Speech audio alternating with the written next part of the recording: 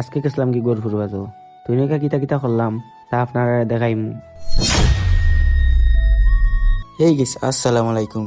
কিতা করার সবে আছে নি ভালা খাইছে নি ভাত বাড়ি গরুর কিতা সম্বাদ।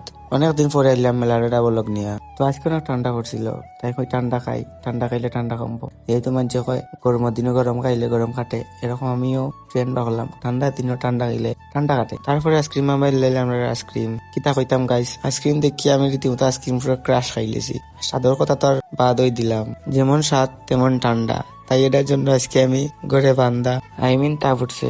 তারপরে খাইলাম ইসার পড়াটা খুব ঠান্ডা আসলো, তাই ভালো লাগছে না। কিছু আটার পরে দেখি ভাই একজনের টুপি পিঠা বেসরা, তাই দেরি না করিয়া আমি একটা লইলাম, গপ গপ করে খাই দিলাম। তারপরে হালিম আমার ফেভারিট খাবার, যেরকম ফেভারিট আমার থাইন।